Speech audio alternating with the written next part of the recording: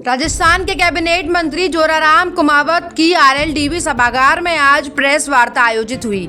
आरएलडीबी सभागार में आज मंत्री जोराराम कुमावत मीडिया से रूबरू हुए।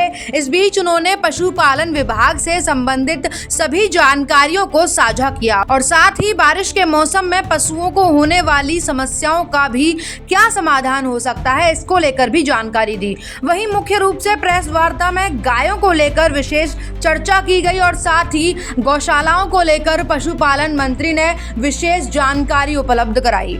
प्रेस वार्ता में जोराराम कुमावत ने गायों को लेकर विशेष जानकारी उपलब्ध कराई और साथ ही बताया कि गाय किस तरीके से हमारे जीवन में अहम भूमिका निभाती है। विशेष रूप से गाय का गोबर किसानों के खेतों में खास काम आता है।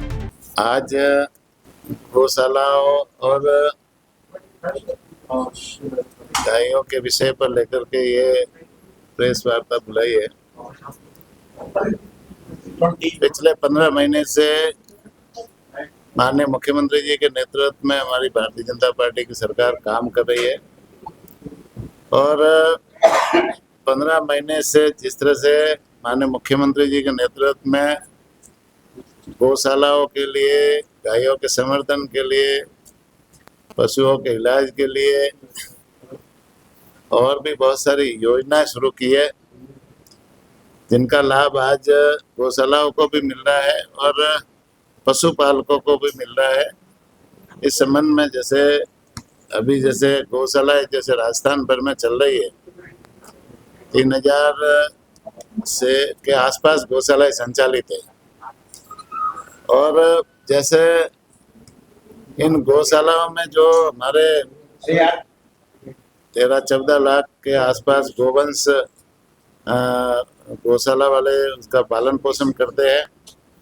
मैं उन्हें धन्यवाद दूंगा उन गौशाला के सभी संचालकों को, गौ भक्तों को, कि वो इस तरह से राजस्थान भर में गौशालाओं को संचालित करके गायों की सेवा, गौमाता की सेवा करने का काम करते हैं। निश्चित रूप से गाय हमारी माता है और गाय से हमें बहुत सारी चीज़ें जीवन में मनुष्य को मिलती है। गाय से हमें दूध मिलता है, घी मिलता है, दही मिलता है, छाछ मिलती है। गाय का गोबर भी हमारे जीवन में बहुत उपयोगी है, किसान के खेत में खेती के लिए काम आता है और आजकल गाय के गोबर से बहुत सारे प्रोडक्ट भी बनते हैं।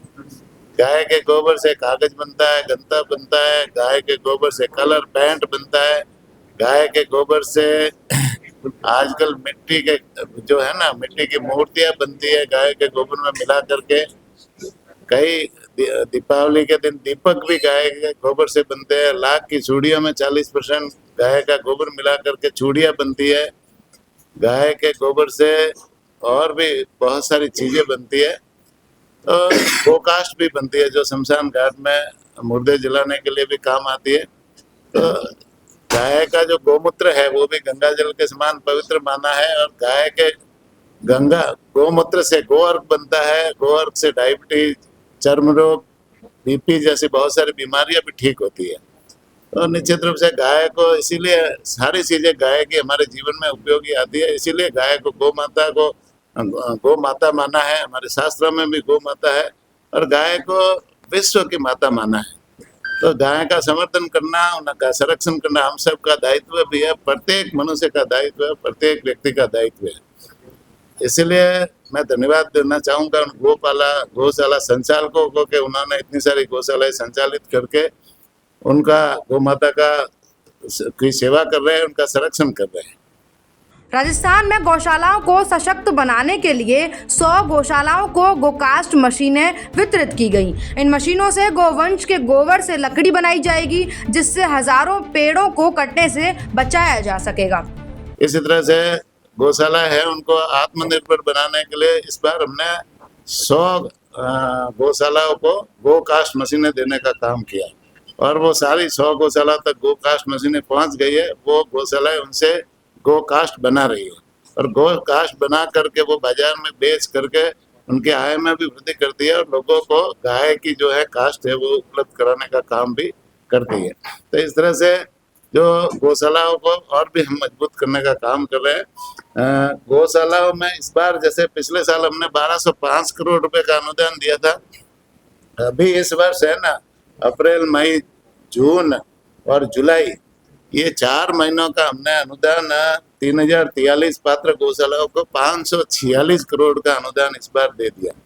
और इसमें 13,12,500 जो गोवंश लाभान्वित हुए। आने वाला जो ये सेकंड फेज का अनुदान है वो प्रक्रियाधीन है और वो होगा नवंबर से लगाकर मार्च महीने तक 5 महीने का अनुदान। अभी जैसे उसका पोर्टल खोला था, पोर्टल में उनके आवेदन आ गए और आवेदन आने के बाद में जैसे सारा का सारा सिस्टम तैयार हो गया और उसमें 811 करोड़ रुपए की स्वीकृति के लिए फाइनेंस को भेजा हुआ। वो शीघ्र फाइनेंस से स्वीकृति आते ही ये अनुदान भी हम गौशाला वालों को शीघ्र जारी कर देंगे। तो इस तरह से ये जो गौशाला को मजबूत करने के लिए अनुदान भी हम दे रहे हैं सरकार की तरफ से। लंपी वायरस के आने से कई गायों को अपनी जान गंवानी पड़ी। बारिश के मौसम में पशुओं को होने वाली समस्याओं को लेकर सरकार ने क्या योजना बनाई है और आगे क्या लंपी वायरस के चलते या अन्य किसी बीमारी के चलते गायों को अपनी जान गंवानी पड़ेगी या नहीं, इसको लेकर भी मंत्री कुमावत ने जानकारी दी और साथ ही जैसलमेर में पशुओं के बड़े रोग का भी जिक्र किया। जैसे गौशालाओं गायों के लिए जब लंपी के समय में बीमारी आई तो उस समय जैसे बहुत सारी गायों की उस लंपी के कारण से मौत हुई। लेकिन अभी जैसे पिछले वर्ष भी लंपी का हमने वैक्सीनेशन करवाया था, इस बार भी हमने लंपी के लिए, लंपी वापस नहीं आए और उसके लिए पहले से हमने वैक्सीनेशन की शुरुआत की और इस बार 1,11,57,000 गोवंश को वैक्सीनेशन करने की हमारी जो योजना है।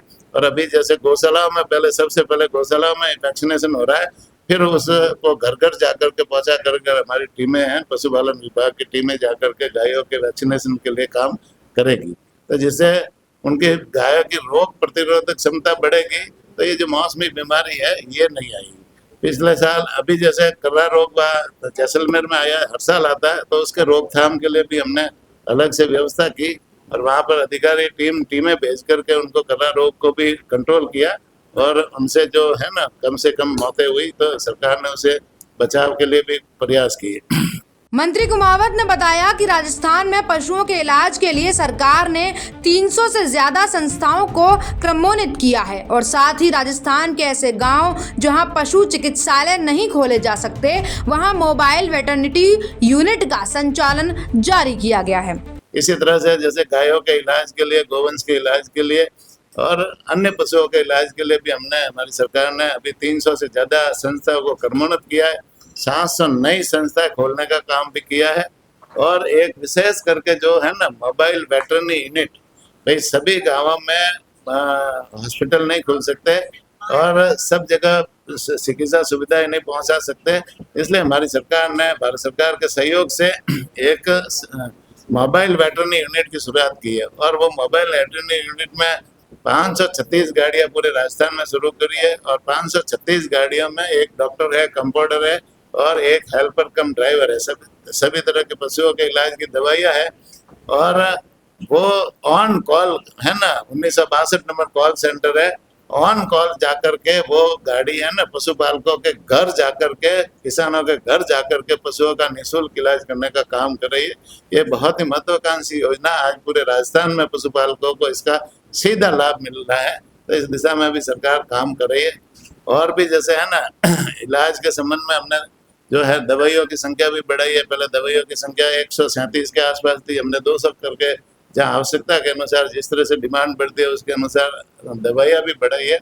पशुपालकों को प्रॉपर तरीके से उनके घर जाकर के इलाज करने का काम हमारी सरकार भी कर रही है।